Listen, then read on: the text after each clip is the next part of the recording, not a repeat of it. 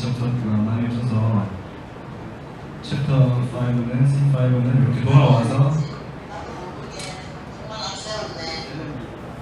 엄마와 아들이 아버지에게 이제 사과를 구하고 또 아버지에게 안마를 해주고 훈훈하게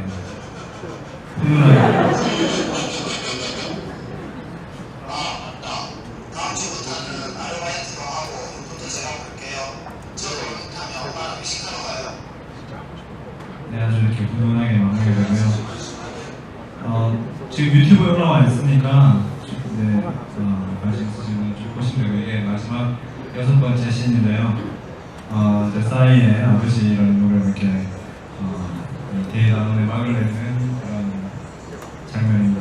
다들 뭐 너무너무 고생을 많이 했는데 정말 로봇에 못 잡은 모든 학생들이 그 액션 에디터는 모션 편집 가지고 일주일 넘게 서로 이렇게 콘티를 맞춰가면서 네, 고생을 했어요. 그래서 3년 전의 내용이지만 다시 봐도 저는 지금 감동이 있는 장면입니다.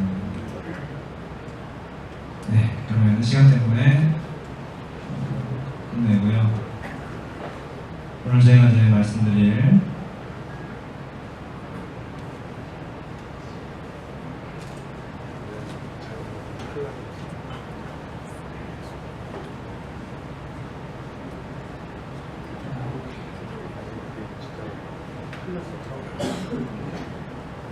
지금 무려 네.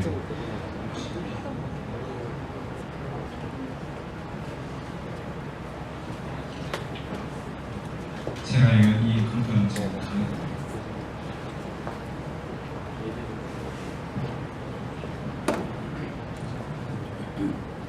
네, 반갑습니다. 인사를 드렸고요. 저는 이 자리에 조금 이제 여러분들에게 정말 도움이 될 만한 그런 이제 내용을 말씀드리려고 해요. 사실은 제가 이 웰모 참 인류의 그죠 이 학생이라는 거에 굉장히 뜻깊게 생각했던 것 중에 하나가 제가 이렇게 맞춘 건 아니지만 제가 지금 휴머노id 로봇 책을 다윈 오피 그죠 로봇에도 배우는 줄 알았는데 이 휴머노id 로봇 책을 이제 소스 코드 그다음에 정리구하기 기본 동역학 모든 것 모션 행성 이종 공예까지 다 소스 코드를 다 넣은 것을 지금 출판을 앞두고 있습니다. 그래서 원래 오늘 딱 가져와서 여러분에게 돕니다라고 다들 그래서 보세요 보시면 도움될 겁니다라고 이렇게 보여드리고 싶었는데 네, 좀 여러 가지 문제가 생겨서 다음 주에 아마 출판이 될 거고 책 이름은 네, 다 함께 즐기는 휴머노id 로보티스 오피편 이렇게 되어 있습니다. 그래서 오늘은 물론 다른 분들은 굉장히 또 재밌는 이야기 아주 또 여러분들이 정말 열정을 불러일으키는 그런 이야기를 할 텐데 저는 우리 다 이렇게 로봇 하시는 우리 대학생, 대학원생들이 실질적인 것들 모시겠습니다. 바로 어떻게 하면 로봇을 움직이고 로봇을 내가 원하는 대로 제어할 것이냐 그런 것에 대해서 관심 많으시잖아요. 그래서 좀 딱딱하고 재미없겠지만 로봇인들이 반드시 거쳐가야 할 그런 내용들을 다뤄보고요.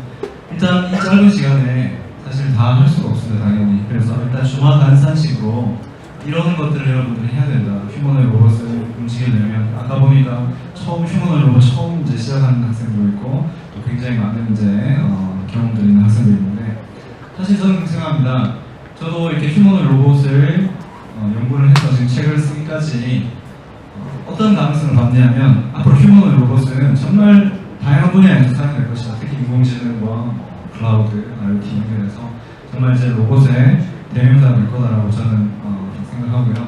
저는 이제 DRC 참여하면서 정말 대단한 그런 것들을 보면서 정말 이제 휴머노id 로봇을 연구하는 학생들이 더 많아야 되겠다는 생각을 해보게 됩니다.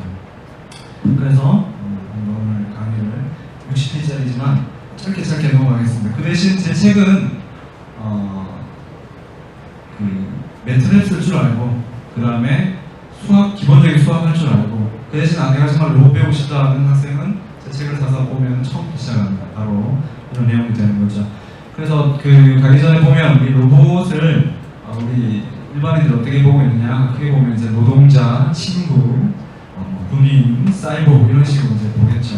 저는 제 이제 닉네임이 그렇게 생각해봤어요. 정말 친구 같은 로봇을 만드는 휴머니스트라고 이렇게 한번 이름을 붙여봤는데 앞으로 이 로봇 자체 기술이 또 이 인간의 사회 기술에 굉장히 크게 기여할 거라고 생각합니다.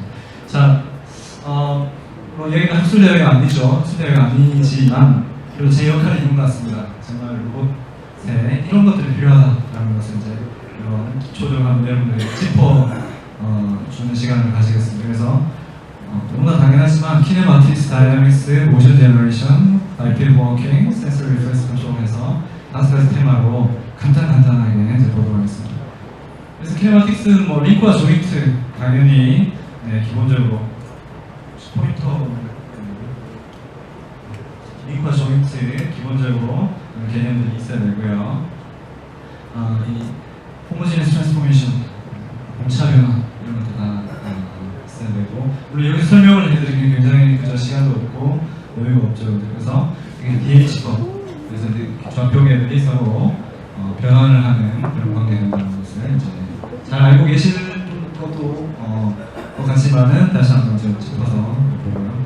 그래서 이 프로젝션 베이스 메소드라고 해서 저는 좀 저만의 방법을 제안을 했었고요. 그래서 3차원 상에서의 로봇을 2차원 상으로 투영을 했을 때도 투영을 하고 나서 그것을 모으면 3차원 모델이 가능하다는 것을 이제 제시했었고요.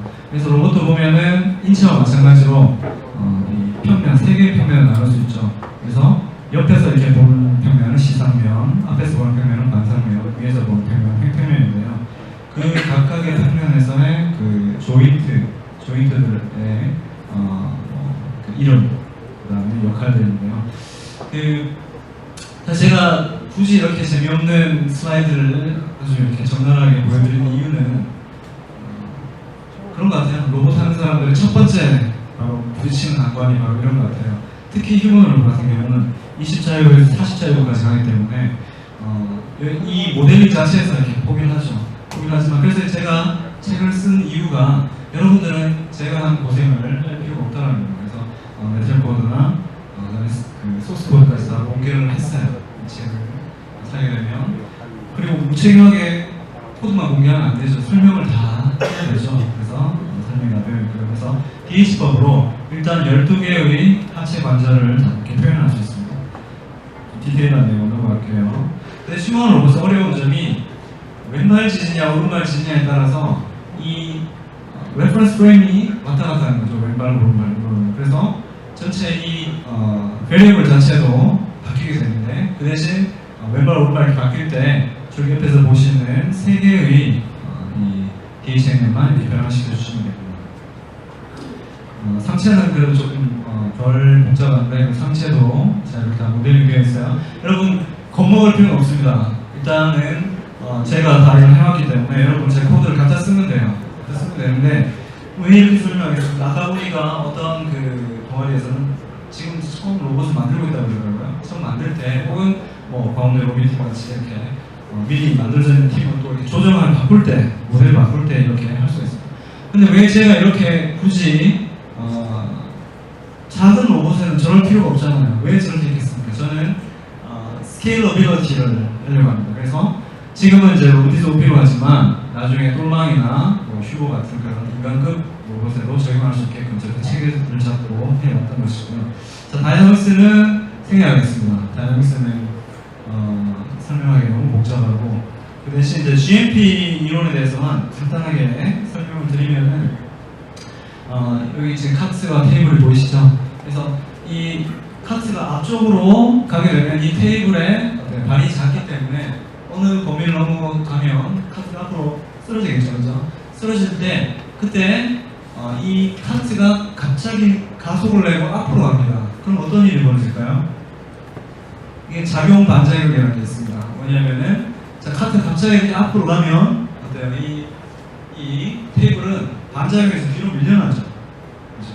뒤로 밀려나는데 만약에 이게 얼음이라면 살짝 이 테이블 뒤로 밀려나는 겁니다. 카트가 앞으로 나가면 어떤 가속도를 가지고 그 대신 이 테이블의 발이 이 지면에 그 프릭션 때문에 움직이지 못하면 뒤로 넘어지게 되겠죠. 이렇게 테이블이 뒤로 밀리는 효과가 있겠죠. 그래서 이 카트가 앞으로 나가는 힘의 반발력으로서 테이블 뒤로 밀리게 되는데 그때 그 토크의 합이 합이 0이 되는 점, 그 점이 바로 제로 모먼트 포인트죠.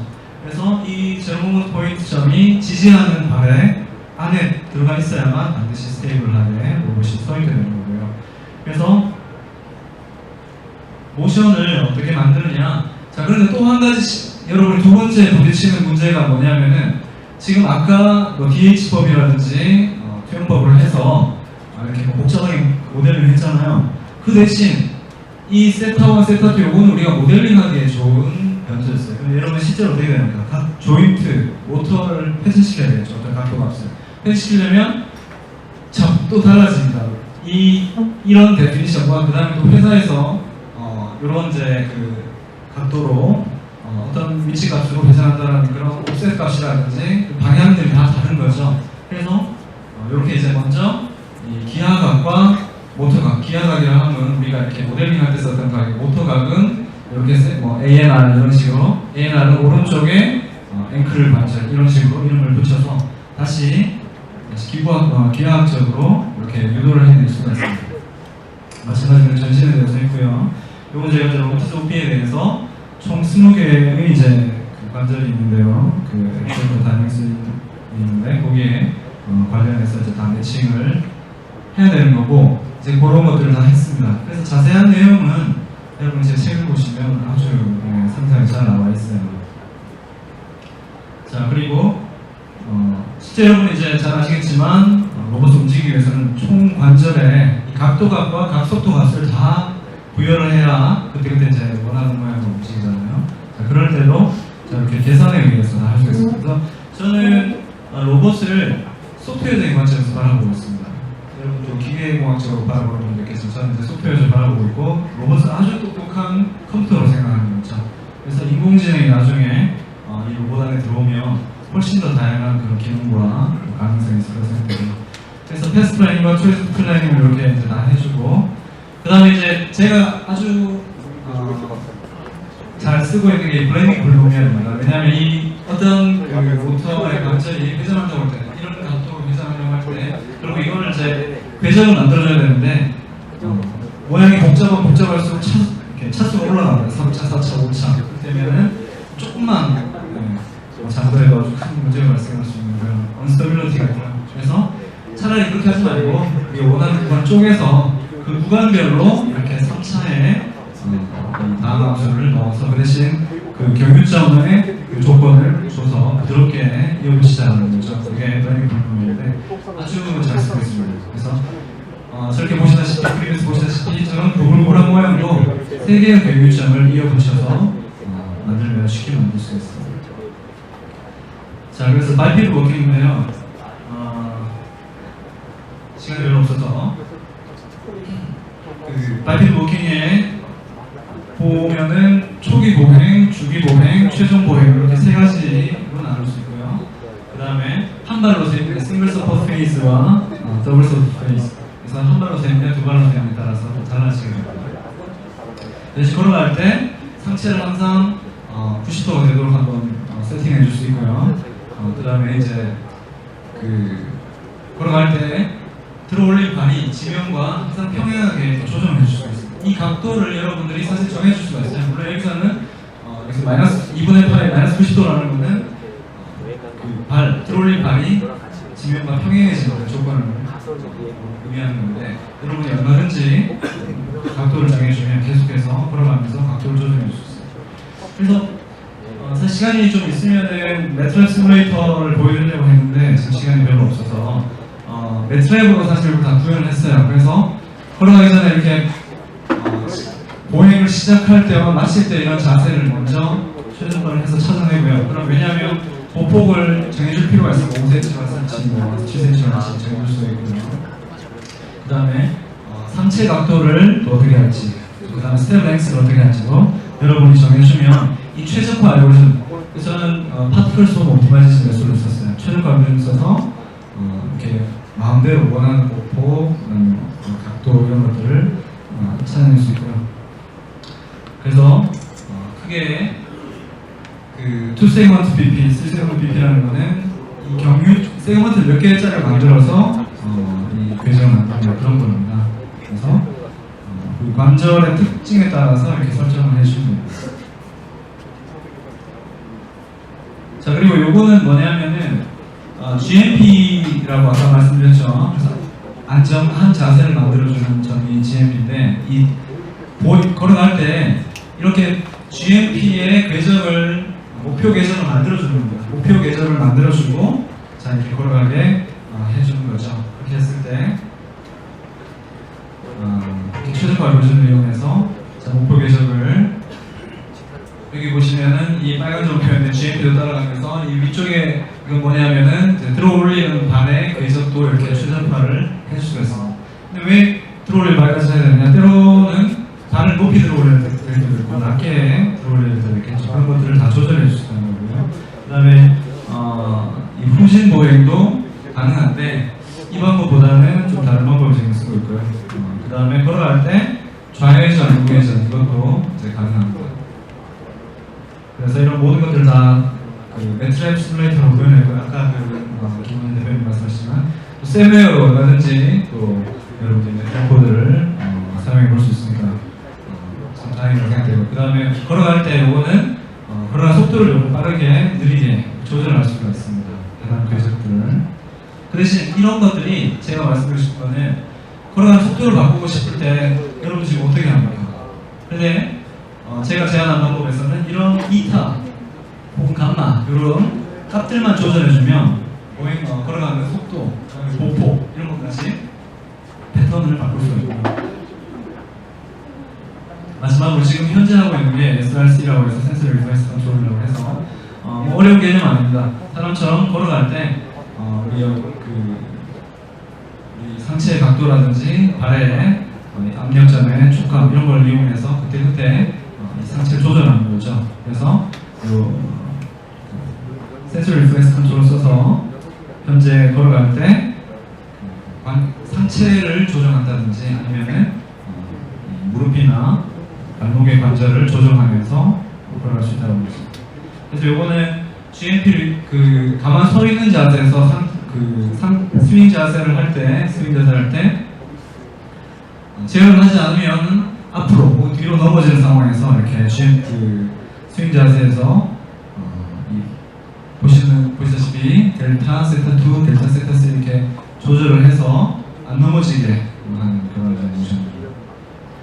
자, 그리고 현재 약간 경사가 있는 면에서 걸어갈 때 이렇게 보시다시피 델타 세타 1, 델타 세타 3 발목 관절, 그 다음에 고관절을 조절해서 경사면에서 올라갈 수 있다는 거죠. 제가 동영상 하나 준비를 했는데요. 어제 밤에 찍은 겁니다.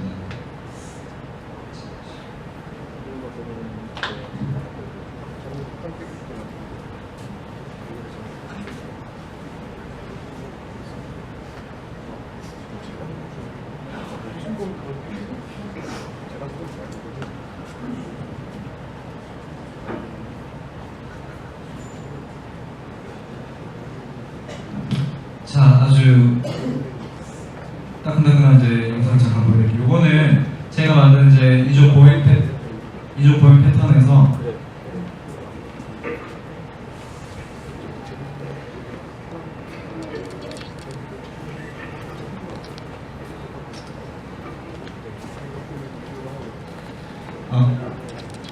이거는 이제 아까 말씀드린 그 방법에 의해서 최적 보행 패턴을 만들어서 SRC를 센서 리퍼런스 컨트롤 쓰지 않는 경우에 경사면 올라가는 겁니다. 지금 이제 바닥도 약간 미끄럽고 발바닥 미끄럽고해서 보시다시피 잘 못 올라가죠. 근데 이게 왜 그럴 수밖에 없냐면 이 OP는 지금 경사면을 인식을 못합니다. 인식을 못하기 때문에 경사면 올라가지만 평면으로 생각하고 이렇게 정해진 패턴을 가는 거죠. 자, 그 대신 이제 방금 SRC를 썼을 때 센서 리퍼런스 컨트롤 써가지고 걸어가면서 발목과 고관절을 이렇게 각도를 조절합니다. 왜냐하면은 경사로 올라가다 보면 상체가 이렇게 젖혀지는 걸 알 수가 있죠. 그러면 그 젖혀진 상체를 다시 90도로 만들기 위해서 이 발목 관절과 고관절을 회전시켜주는 겁니다. 이렇게 하면은 물론 아직 뭐 완성이 덜 돼서 좀 부족하긴 하지만은 그래도 아까에 비해서 제가 지금 잡고 있는 건 아니고요. 뒤에서 이렇게 받쳐주고 있는데 그래도 어느 정도씩 올라가고 있다는 것을 이제 볼 수 있죠. 그래서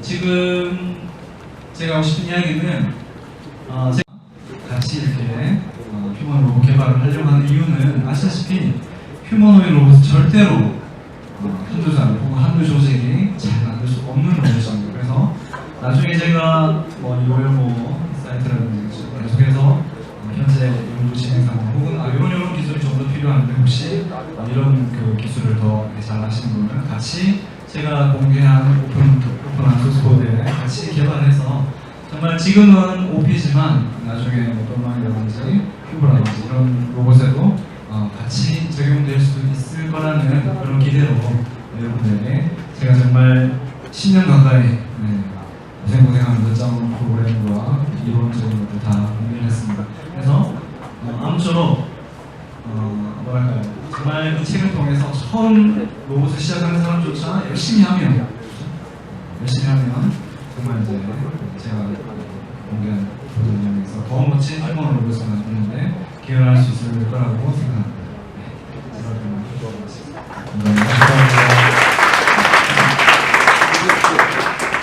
간단한 Q&A 한 가지만 진행하는데 질문 두 개만 하고 진행하겠습니다.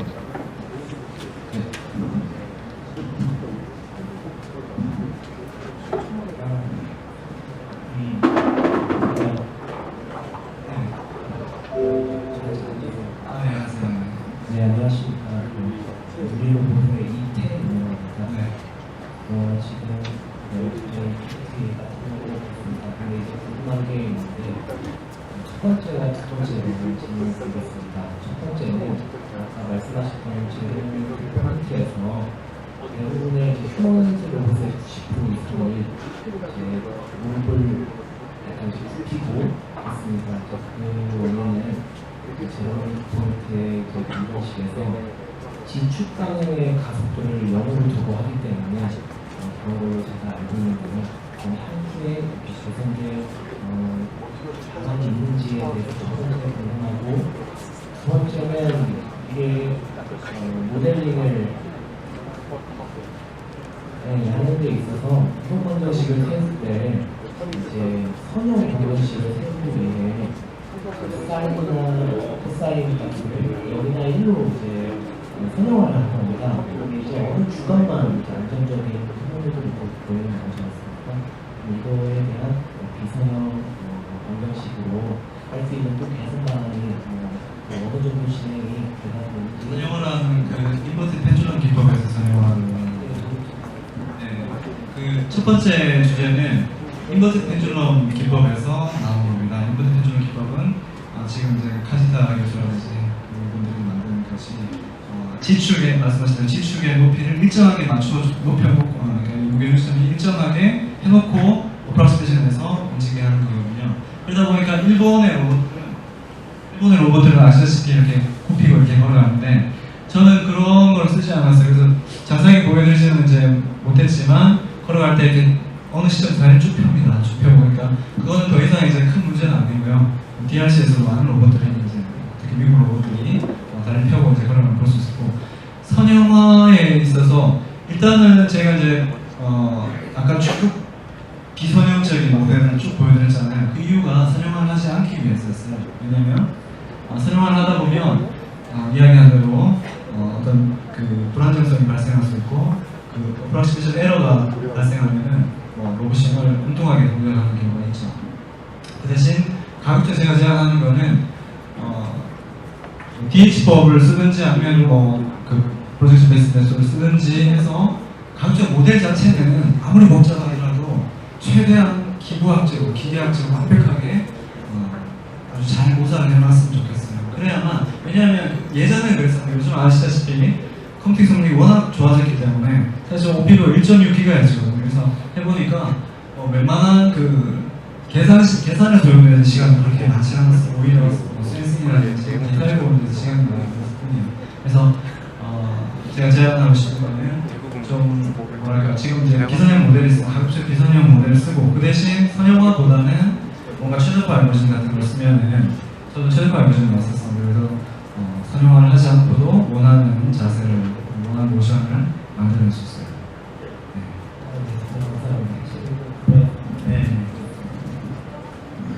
질문 한 번만 더. 네, 나머지 질문은 그러면 이제 주간 동안 쉬는 시간에 직접 가셔서 뭐